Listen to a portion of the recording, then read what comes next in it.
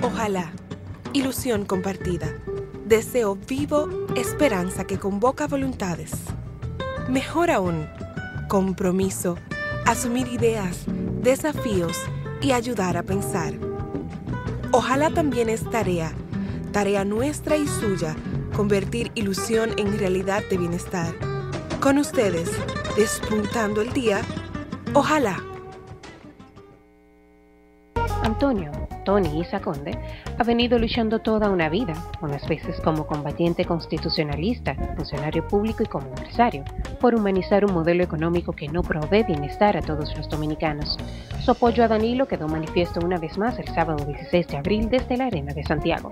Esta noche trata con nosotros Empresarios Dominicanos con Danilo. A todos ustedes les damos la bienvenida a Ojalá. Hola, muy buenas noches a todos y a todas. Sean ustedes bienvenidos y bienvenidas a Ojalá. Dentro de un momentito vamos a conversar con Antonio Isa Conde, como bien presentaba, hacía la presentación, la promo que ustedes acaban de ver. Pero quiero antes presentarles a ustedes este folleto. Este es el discurso que pronunció Danilo Medina. Quisiera que me hicieran una toma, por favor.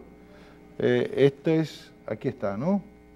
Este es el discurso que pronunciara Danilo Medina en Santiago el sábado 16 desde la Arena de Santiago, que ha sido recogida en esta pequeña publicación, que todos ustedes tienen la posibilidad de obtener desde los movimientos del sector externo que dirige y coordina Rubén Bichara. Quiero destacar el valor de esta fotografía, una foto, como dicen los grandes fotógrafos, buena fotografía es aquella que capta un momento único e irrepetible. Y este es un momento único e irrepetible en una de las actividades de Danilo. Creo que esto fue en San Lázaro, el mismo sábado de la reunión del Comité Central en la tarde, ¿no? Esta actividad. Aquí vemos a Danilo sonriente, todo un triunfador, una imagen que transmite confianza, alegría, seguridad. De modo que queríamos hacer esta pequeña presentación antes de conversar con el empresario Antonio Tony Isa Conde. Un día como hoy, hace 46 años, Tony Isa Conde estaba combatiendo por la constitucionalidad de nuestro país, por la vuelta a la constitucionalidad. Y desde entonces, y quizás un poquito antes, pero hoy la fecha permite afirmarlo así, desde entonces viene luchando, como ya dijimos en otra presentación que él estuvo aquí con nosotros, ha venido luchando por encontrar cada vez mejores formas de convivencia entre los dominicanos y dominicanas, de que toda esta riqueza que producimos los dominicanos pues pueda aumentar, que seamos un país cada vez mayor productor de riquezas y que esas riquezas pues permitan un mayor bienestar a nuestro pueblo. Como ya dije, hace 46 años lo hizo desde su condición de combatiente constitucionalista. Luego ha sido funcionario público, asesor, ha sido uno de los principales promotores de una de las políticas que va a ser instrumento de desarrollo de nuestro país en los próximos 20 años. Y me estoy refiriendo a la Estrategia Nacional de Desarrollo. Tony Isa Conde ha venido desarrollando una labor incansable en compañía de todos los técnicos del Ministerio de Economía, Planificación y Desarrollo para empoderar a la sociedad dominicana de este instrumento que va a ser la Estrategia Nacional de Desarrollo, que ya ha sido apoderada el Congreso de la República para que la pueda conocer, debatir, mejorar y aprobar. Con él vamos a hablar esta noche sobre el compromiso de los empresarios dominicanos, un compromiso creciente de los empresarios dominicanos con Danilo Medina, lo que significa Danilo Medina. No tanto como muchos quisieran creer la persona de Danilo, sino mucho más, lo que significa el compromiso de Danilo con la sociedad dominicana, el contenido, las propuestas que tiene. Buenas noches, Tony. Buenas noches, gracias por todo eso. Y te debo aclarar una cosa, yo comencé antes. ¿Antes? Yo fui fundador de la Federación de Estudiantes Dominicanos. ¿Verdad, Tony? Y fui uno de los 2 estudiantes en el primer consejo estudiantil, que éramos 3 profesores y 2 estudiantes, el único sobreviviente de lo que votamos Balaguer de la universidad. ¿Verdad, tiene? Yo vengo luchando por la democracia mucho antes de eso. Y todavía queda la revolución fue un episodio. Un episodio, y todavía queda mucho más, Tony. Incluso también participé activamente en la Fundación de Participación Ciudadana. Es verdad. Y fui su primer coordinador. Me quedé corto, Tony. No, pero es importante que esto viene sepa de lejos, porque la gente ahora me recuerda como el empresario, sí. Y yo vengo de más lejos. Sí, de más lejos, así es, Tony. Tony, tuviste una participación destacada en el acto de lanzamiento de la candidatura de Danilo desde la Arena del Cibao en Santiago. Danilo te escogió como una de las personas que quiso que lo acompañara y que pronunciara un discurso en ese lugar, como una forma de manifestar lo que tú significas para la sociedad dominicana y lo que él entiende que debe ser el papel del empresariado, de los empresarios, con esa visión que tienen ustedes. A mí me gustaría que comenzáramos esta conversación sobre eso mismo. ¿Qué está significando Danilo? ¿Cuáles son esos contenidos que a ustedes le están resultando atractivos? Mira, yo decía en esa actividad que eso era un acontecimiento histórico, porque no solamente se estaba lanzando una candidatura, sino que estaba surgiendo un proyecto nacional. Proyecto nacional. Nacional. Lo que Danilo está encabezando es un proyecto nacional de trascendencia, con un contenido transformador increíble. Yo que tengo tantos años haciendo política, nunca había visto un movimiento que se fundara con tan grande contenido transformador como lo que está planteando Danilo. Y Danilo lo está haciendo partiendo de una visión histórica. Él reconoce lo que se ha hecho de positivo y dice que eso hay que continuarlo y profundizarlo, que hay que desechar los malos y hacer lo que no se ha hecho. Entonces, plantea una transformación profunda en lo que sería la visión y el modelo económico, a donde él parte de que, aunque hemos crecido, el crecimiento no ha llegado a los sectores más amplios de la población. Y ese problema ya lo están reconociendo todos los técnicos, que por ejemplo en la Estrategia Nacional de Desarrollo, eso estaba presente. Todos los técnicos como Atalí, la gente de la Universidad de Harvard, todo el que ha venido ha reconocido que el gran problema de la sociedad dominicana es la exclusión. Y la exclusión es la responsable de prácticamente todos los problemas sociales, todas las cosas que están quebrando el tejido social dominicano, como es el problema de la seguridad. Entonces, ese enfoque de Danilo, que no es solamente que tiene un contenido tan profundo, pero además es tan práctico, tan sencillo, tan diferente a lo que es la palabrería hueca de un político en campaña, sino que él parte de un análisis, de una realidad, dice a dónde que el diagnóstico de los problemas con una sencillez tremenda. ¿Ustedes comparten ese diagnóstico? Es más, yo por primera vez estoy haciendo campaña por un candidato porque me siento identificado con la visión de Danilo. A mí me ha impresionado mucho la forma en que él está conduciendo esta campaña y el contenido que se está... Ustedes desde la óptica empresarial, Tony, entienden que el principal problema es la estrechez del mercado. ¿Ustedes realmente están sufriendo eso y lo están viviendo? Óyeme, una de las cosas que hemos estado desde el sector empresarial gritando es de la necesidad de cambiar el modelo. Este modelo que nos ha permitido crecer, pero ha incrementado mucho la desigualdad. Al gobernador del Banco Central no le gustó eso, Tiene que ser, bueno, tú sabes que él y yo, una persona que yo aprecio mucho, hemos tenido alguna discusión pública sobre esto, incluso privada. También tenemos una visión un poco diferente entonces hay que cambiar, él tiene un enfoque más modelo economicista, que yo tengo uno más integral, más... Ustedes insisten que hay que cambiar el modelo. No, definitivamente. Entonces, ahora, yo he dicho también, con que cuidado, porque puede que estemos hablando de cosas distintas. Sí, verdad. Entonces, en el caso mío con Danilo, no. Compartimos una visión del modelo. Yo estoy totalmente... Y si tú lees trabajos míos de los años 80, tú vas a ver esa misma filosofía que está presentando Danilo, que yo tenía esa visión desde hace mucho tiempo, que con los años le he podido acabar más, con la experiencia que he tenido en los trabajos de la estrategia de desarrollo, todavía le he podido afinar más, pero lo de Danilo es increíble, no solamente al nivel de los detalles que ha llegado, sino, y esto debo confesarlo, que me impacta, cómo él lo ha asumido. Porque una cosa es cuando un político, cualquier persona te lanza un cliché con conocimiento de revista, digamos, lo que fuera, de cuando una gente asume un discurso. Es decir, que tú lo sientes, al punto de que cuando se presenta un problema nuevo que no ha sido analizado en los documentos que él mismo y su equipo hemos estado preparando, porque yo he participado también, al igual que tú, en eso, tú te das cuenta que él reacciona de acuerdo a la visión. Entonces, eso solamente lo puede hacer una gente que haya asumido la visión, que al interno entienda los problemas. Y yo creo que tú señalaste al principio del programa el discurso. Sí. Eso es una pieza, señores. ¿Cuál es la evaluación que hacen ustedes, óyeme, Tony? Yo te voy a decir. Okay. Ese discurso es tan profundo que en un evento como ese no se puede apreciar. Porque es un evento de masa, donde hay una masa enardecida, aunque se pasó por televisión. Yo creo que eso hay que difundirlo.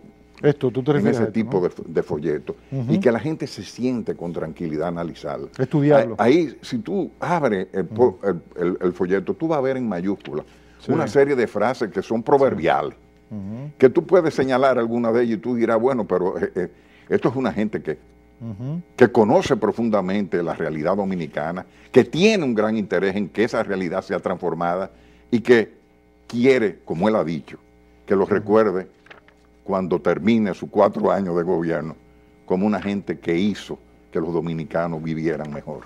Tony, hay una frase del discurso de Danilo que a mí me resulta paradigmática y me gustaría recabar tu comentario. Dice Danilo en algún momento que las personas no deben estar al servicio de la economía, sino la economía al servicio de las personas. ¿Cuál es tu reacción al escuchar eso, Tony? Óyeme, eso es para mí una cosa que yo siento profundamente. Porque mira dónde que está el problema. ¿Dónde está? Danilo lo que está hablando es de desarrollo. Y desarrollo es algo más que el simple crecimiento. Así es. Bueno, tú lo decías en tu discurso. Claro, el ser humano, su presente, su futuro, su calidad de vida, su hábitat. Entonces, claro, para tú poder distribuir la riqueza, tienes que crearla. Pero lo paradójico es que algunos se creen que tú puedes acumular riqueza y llevarla solo para que sus beneficios lleguen a un pueblo y no te das cuenta que con eso está limitando el propio crecimiento de la riqueza. Correcto. Que en la medida que tú tengas la capacidad de derramarla más, eso tiene un efecto multiplicador. Para nosotros, el desarrollo del mercado interno es esencial. Si queremos desarrollar la industria, la agricultura, es esencial. Entonces, por eso, cuando él dice el problema dominicano es crear empleo de calidad. Sí. Ahora, los empleos de calidad se crean en función de un plan y de una visión. Entonces la tiene. Y tú ves cómo se va encadenando las cosas que él dice. El inicio debe ser por aquí, porque esto lo tenemos. Y lo que tenemos, vamos, el caso del turismo, esto yo lo he dicho incluso en este programa. Sí. Él plantea, el turismo tiene que convertirse en la locomotora del desarrollo, pero tiene que dar un salto a como está ahora. Tienen que haber cambios fundamentales, sobre todo que ese turismo se ligue más al territorio. Sí, que no sigamos con el turismo de enclave. Exacto. Mejorar la calidad. Sí. Pero además, que los servicios públicos vayan a esa zona, porque el enclave es una consecuencia también de la rabalización de las áreas turísticas. Es verdad. Entonces, tú tienes que tener una política dirigida a cambiar lo que es nuestro turismo de hoy, que es muy bueno. Sí. Pero yo como empresario, y eso lo digo yo en las empresas que dirijo, ¿tú sabes dónde está el dinero? Mejorar lo bueno. Claro. Ahí es que está la cosa. Tú crees que esto está bien, pero tú puedes producir unos cambios cualitativos grandes y tú vas a hacer que esa actividad dé un salto. Yo lo plantea ligándola más al territorio, haciendo que se encadene más con el resto de la economía, pero también creando una ciudadanía responsable en esas áreas. Entonces, eso va a impulsar otras actividades como el agro, pero no el agro que tenemos ahora. Tiene que haber un salto. ¿Cuáles son las limitaciones del agro? Lo hemos dicho en este programa.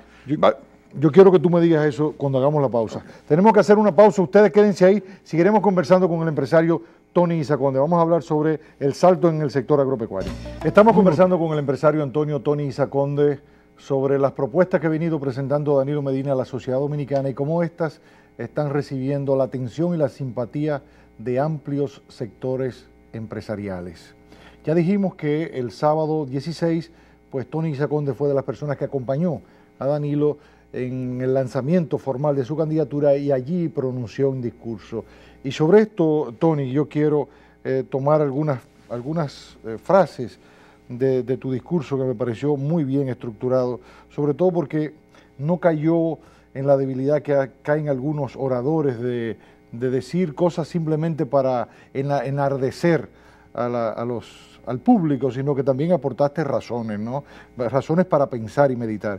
Tú decías, y me llamó la atención una palabra aquí, decías, Danilo nos habla de cosas concretas, viables, factibles, en una etapa de transición, me quiero detener en lo de transición, como la que vivimos y que se podrán hacer durante los 4 años de su gobierno. Etapa de transición, Tony, háblame de esto. Mira, ya dijimos, estamos en la etapa en que el modelo tiene que necesariamente ser cambiado. Entonces, es la hora de dar el salto cualitativo. Tú tienes otro camino que quedarte con las manos cruzadas. Sí. Los acontecimientos históricos te van a pasar por arriba y lo que va a pasar con esta sociedad, yo no sé, pero lo estamos viendo. O va a dar ese salto cualitativo. Entonces, eso implica la transformación, el cambio de modelo. Pero lo que plantea Danilo no se puede hacer en 4 años. Lo que él va a sentar también es la base para que esas transformaciones comiencen a profundidad. Pero en esos 4 años puede producir prácticamente una revolución en muchos aspectos. Por ejemplo, a nivel de la creación de empleo, con el plan que está planteando, cuando él dice, vamos a elevar, haciendo los cambios que ha propuesto, la cantidad de turistas a 10 millones de turismo en un periodo X de tiempo. Eso significa que el campo, volviendo al tema que estaba el agropecuario, va a tener que ponerse en condiciones de hacer eso. Pero implica que se va a transformar. ¿Y cómo se puede transformar el campo? Esa estructura ya tan pesada que ya mira, ser productor agropecuario, aquí hay que ser un héroe. Hay que ser un héroe, claro. Expensa de todo, sin crédito. Entonces, ¿qué es lo que él plantea?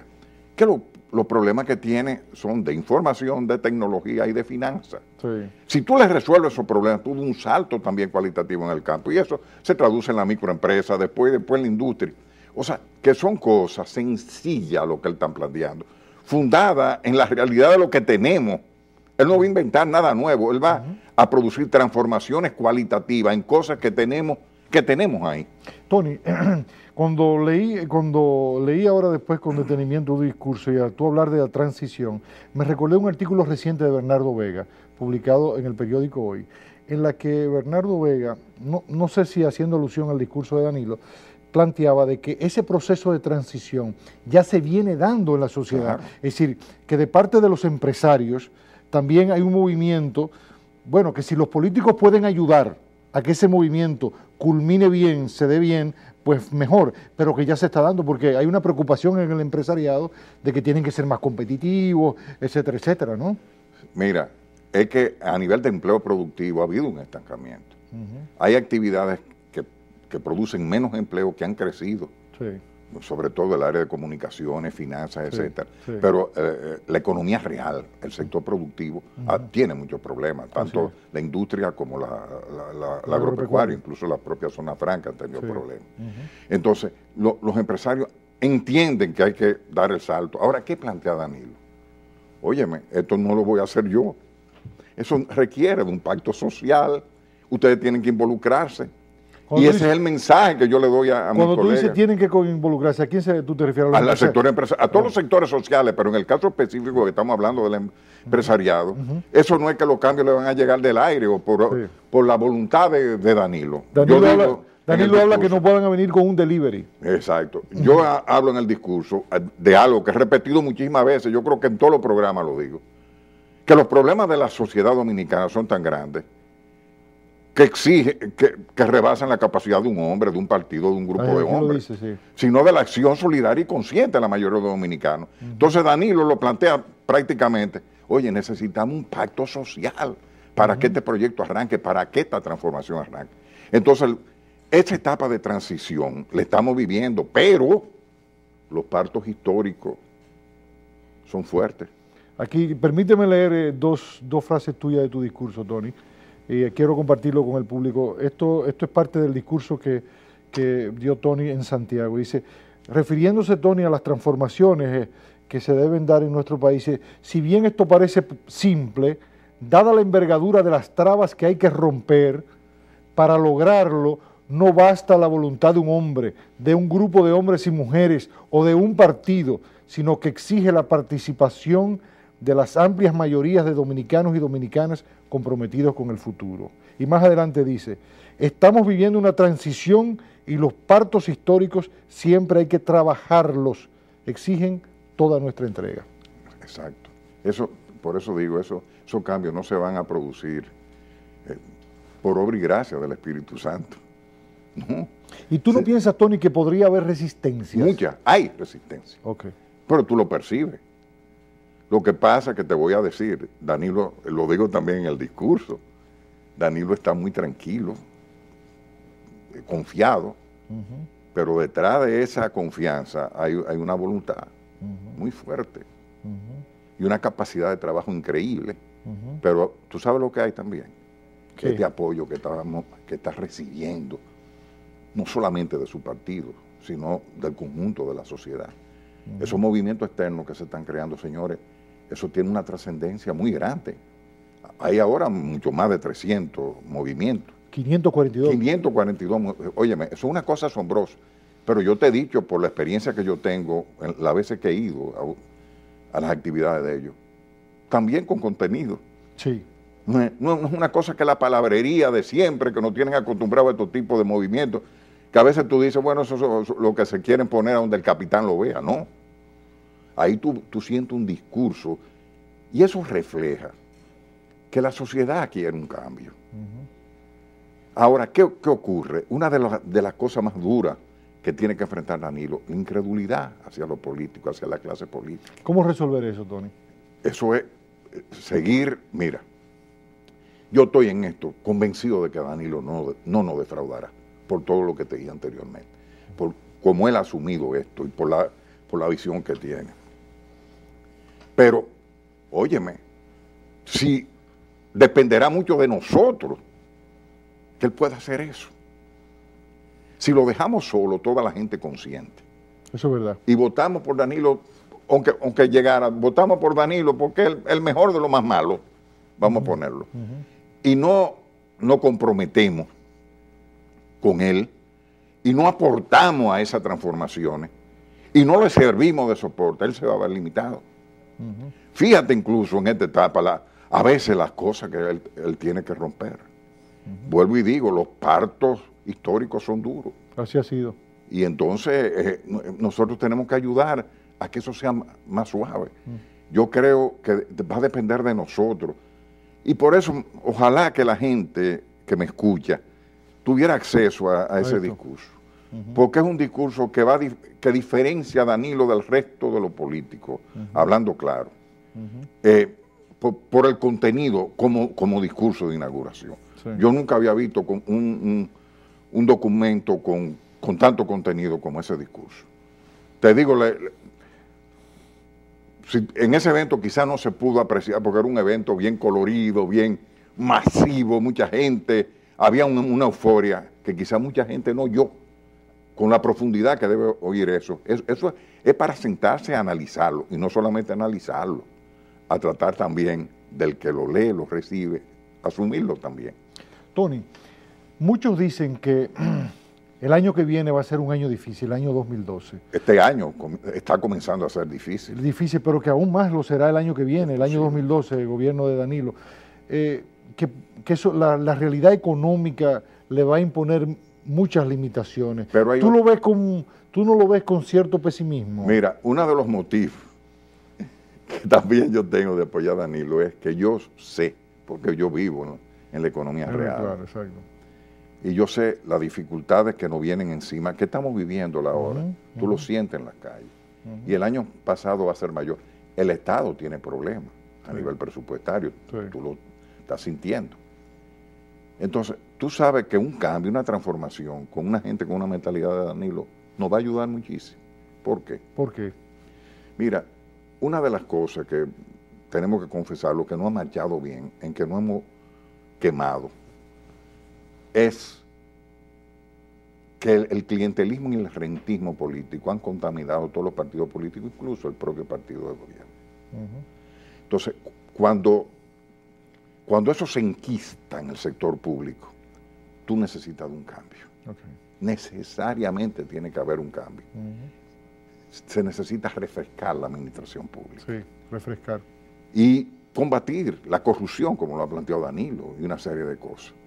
Entonces, yo entiendo que Danilo puede, también por la forma de ser, darle más calidad al gasto público, imponer medidas. Él es muy gerente, muy ejecutivo, y eso le va a permitir tener un mayor control del aparato público, de los ministerios, de una serie de cosas, y imponer determinada disciplina que uno siente que por el problema que te dije anteriormente se ha perdido mucho en la administración pública. No solamente eso viene de lejos, eso es una cosa que es una bola de nieve que ha ido creciendo y que necesita, incluso el propio presidente Leonel Fernández lo ha dicho, que hay que mejorar a toda costa la calidad del gasto público.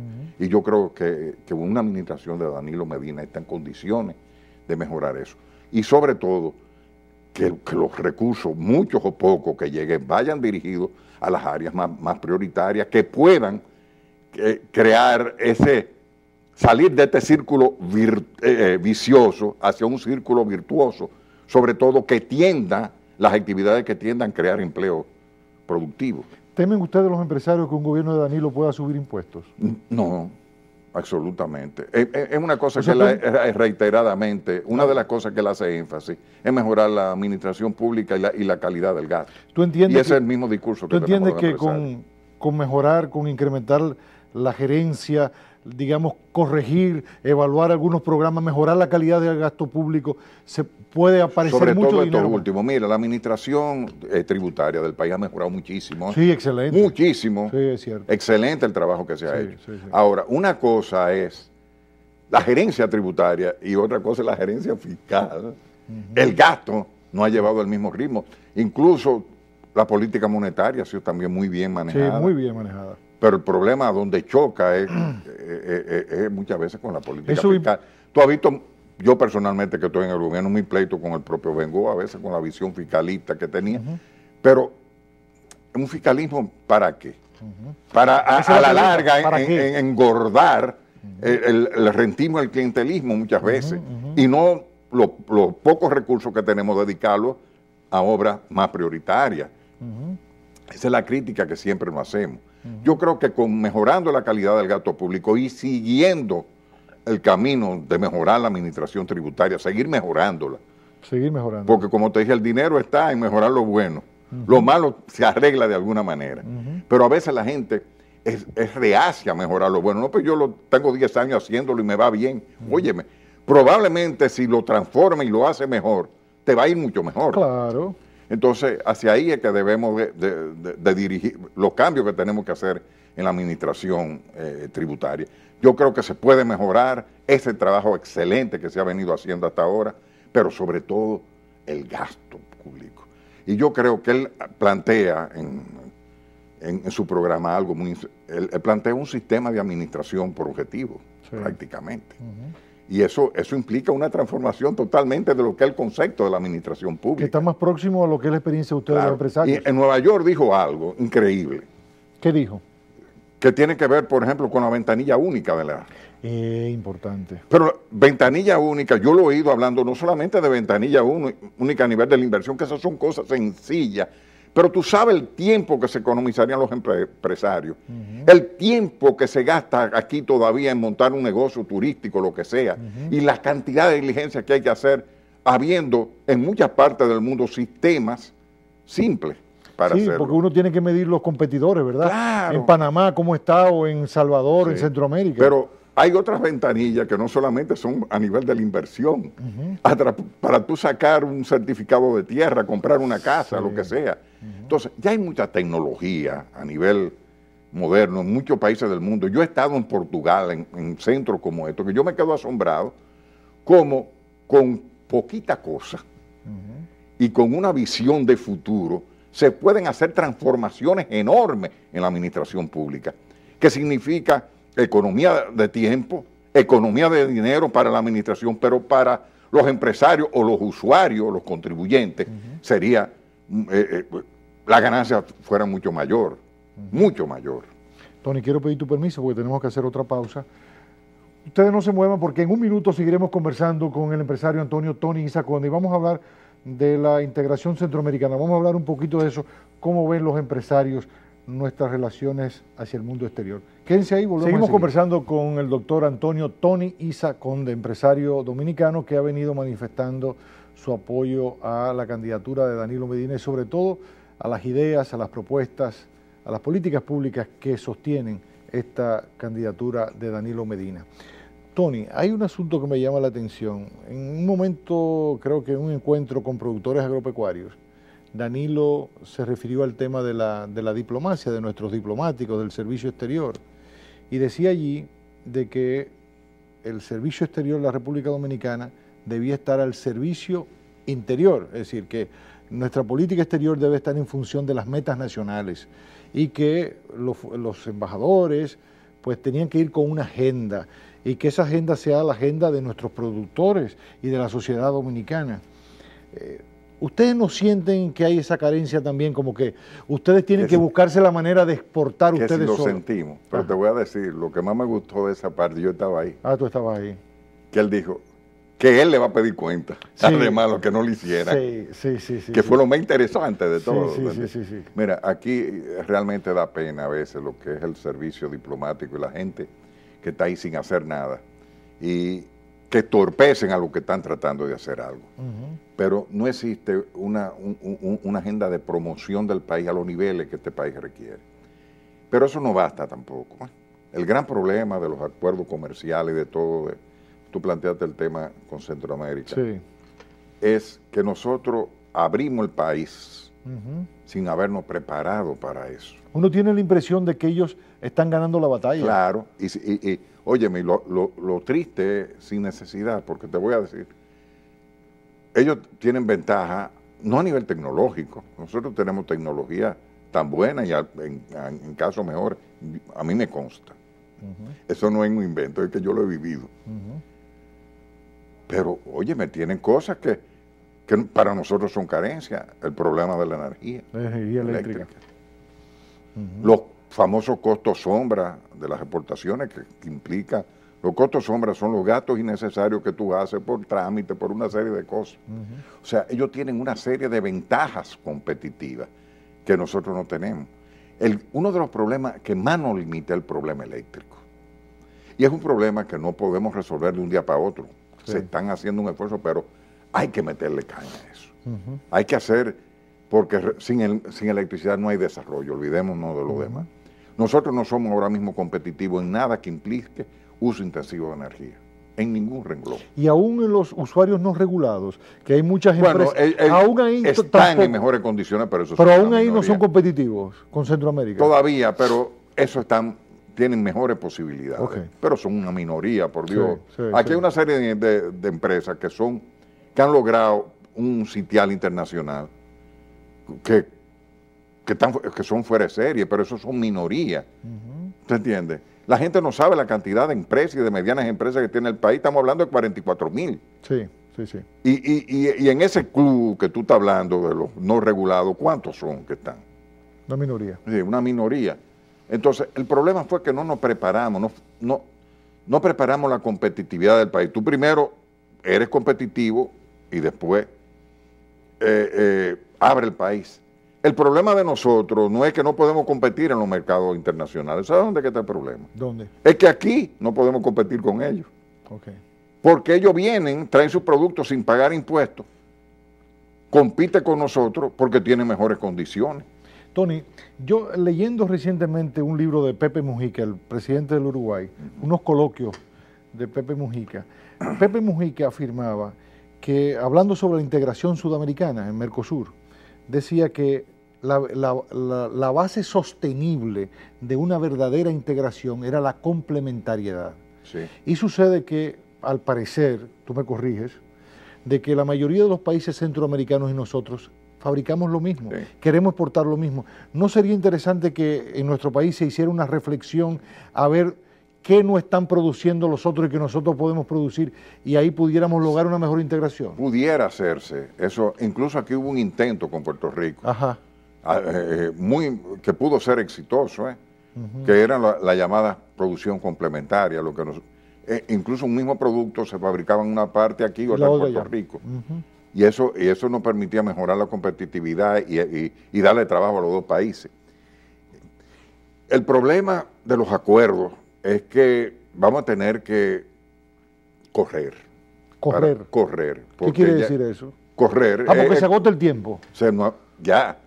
Fíjate cómo, si tú analizas las estadísticas, las balanzas comerciales entre los países de Centroamérica y en propio Estados Unidos, eso da vergüenza. Sí, lo que no ha pasado en los últimos años después de los acuerdos. Es verdad. Ellos no están ganando la batalla, y vuelvo y digo, sin tener una tecnología mejor que la de nosotros, sino sencillamente por esa ventaja competitiva que tienen, sobre todo en el problema eléctrico. Ahora, yo lo que pienso es como un jovencito que no sabe nadar, un muchachito, tú lo tiraste al agua. Tú tienes que salir nadando, si no te va a ahogar. Entonces, nosotros lo que tenemos es que ahora tratar de acelerar este proceso.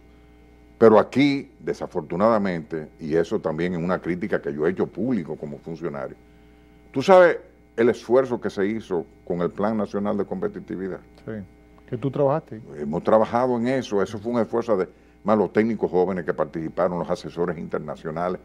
En el caso de las industrias, más de 30 asociaciones industriales se involucraron para sacar ese proyecto adelante. Entre ellos, muchísimas leyes que han salido de ahí, algunas no se están ejecutando, otras como la de Proindustria, después de tanta brega para sacar una ley que respondiera a los verdaderos intereses y al propio plan, se mutila. Entonces uno tiene que ser coherente en la política. Y muchas cosas que hemos hecho no se han podido implementar en la forma que se debiera implementar. Ahora, por suerte, los instrumentos legales están ahí. Todo. Hay una serie de leyes que pueden servirnos de herramienta en otros asuntos también, como la transparencia. Tú sabes, las legislaciones buenas que hay aquí, que se han hecho en ese sentido. O sea, nosotros tenemos una infraestructura legal muy buena, sí la ejecutamos. El problema ha sido, por un lado, la permisibilidad, por otro lado, el que la política económica se adapta a la conveniencia, no al plan. Yo viví en Italia, yo estudié en Italia hace muchísimos años. En la época que yo estudiaba en Italia, mi posgrado, se cambiaba de gobierno cada 10 días, pero los planes económicos no. Eran los mismos, y mira dónde está Italia. Cómo progresó Italia de lo que era en aquella época. Entonces aquí también, por eso es que necesitamos la Estrategia Nacional de Desarrollo. Pero no solamente que haya una ley, sino que los políticos y la sociedad civil la asuman, que hay un compromiso de todos los que van a participar en las elecciones, nosotros vamos a cumplir con este plan. Y que no porque me lesione uno de los postulados, una necesidad inmediata mía, yo sacrificar el plan. Y eso lo hacemos todos los días aquí. Porque no hay una visión de país. Eso es lo que se ha tratado de hacer con la estrategia. La estrategia, ojalá que salga rápido de ese Congreso. Eso también lo va a ganar Danilo, ese tiempo que se gastó tratando de consensuar ese proyecto y ya convertido a ley, eso le va a ayudar mucho. Yo creo que él se va a levantar en una plataforma interesante, sobre todo si somos capaces de que todo eso que está ahí se ejecute, como dice la ley. Eso es la aspiración básica mía. Y mira, y de todo el sector empresarial, el cumplimiento de las leyes. Tú ves que ahora mismo hay un movimiento que se llama la ley. Así, defendamos la ley. Esa es una de las grandes carencias que tiene la sociedad dominicana. Tony, uno que estudia los procesos sociales, uno tiene la impresión de que en República Dominicana ha surgido un nuevo empresariado, o sea, un empresariado que tiene mayor conciencia de sus intereses y que está en la disposición de lucharlo, pero además, otra cosa, que entiende que debe haber una armonía, como plantea Danilo, entre el capital y el trabajo, y que esa armonía beneficia a ambos. Es decir, que esto de ensanchar el mercado, de que los dominicanos tengan mayor capacidad de compra, no solo beneficia a las familias de los trabajadores, sino también a los negocios. Sí. ¿Tú estás de acuerdo de que ha surgido un nuevo empresariado? Te voy a decir, como yo tengo tantos años en la lucha empresarial, hay un cambio muy grande entre el empresariado. Yo recuerdo los problemas que yo tuve con la cúpula empresarial cuando yo era presidente de Herrera. Y con el propio Balaguer, mis enfrentamientos con Balaguer y la cúpula por una serie de cosas como el famoso recargo cambiario, aquel que esa lucha con Balaguer fue famosa porque fue televisada, yo frente a Balaguer. De ese empresario y estos jóvenes que están aquí hay una diferencia muy grande. Ahora, te voy a decir, te debo confesar con tristeza, hay una dirección, hay un grupo, hay una masa crítica que está pensando en el futuro.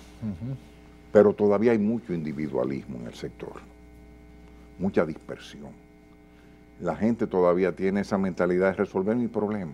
Sí. Y si yo puedo resolver mi problema almorzando, cenando con el ministro, y quién sabe si con el presidente, no me preocupan falta los problemas de institucionalidad, Tony. Por falta de institucionalidad. Entonces, eso de que la gente se mueva más en función en el sector de sus intereses individuales porque puede resolver su problema, hace que perdamos impacto, perdamos push. Por eso tú ves que hay algunas asociaciones, como la de Herrera, que yo soy parte, que tú crees que pelean mucho, pero es que ellos no tienen la misma posibilidad de cenar o desayunar con el ministro, y mucho menos con el presidente. Entonces ellos tienen que hablar como gremio, y como gremio son más unidos, más coherentes y defienden sus intereses.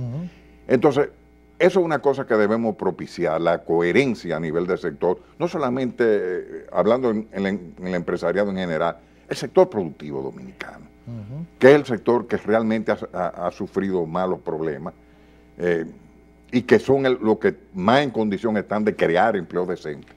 Y eso no podría crear, Tony, nos quedan 2 minutos, dificultades para ese pacto y esa alianza que llama Danilo. Es decir, tú comenzabas el programa, la conversación que hemos sostenido esta noche diciendo que esto necesita una alianza a mediano y a largo plazo. ¿Y cómo superar esas dificultades, Tony, para construir esa alianza? El problema de nosotros, Roberto, ¿cuál es? No es solamente ganar las elecciones al interno del partido y fuera, ¿cuál es? Sino ganarse ese sector para que entiendan esos problemas y para que tengan la capacidad de ejercer su propia cuota de poder en función de una visión de país. Yo lo que aspiro, por lo menos que el empresariado que ha estado muy ligado al diseño de la Estrategia Nacional de Desarrollo la asuma y la haga propia. Yo creo que el trabajo de nosotros no es solamente impulsar a Danilo para que se haga presidente, sino que estos sectores entiendan que la transformación hay que producirla con la acción, con el trabajo, con la perseverancia y sobre todo unificado bajo una visión común de país. Antonio Tony Isa Conde, muchísimas gracias por habernos acompañado esta noche. A ti, Roberto.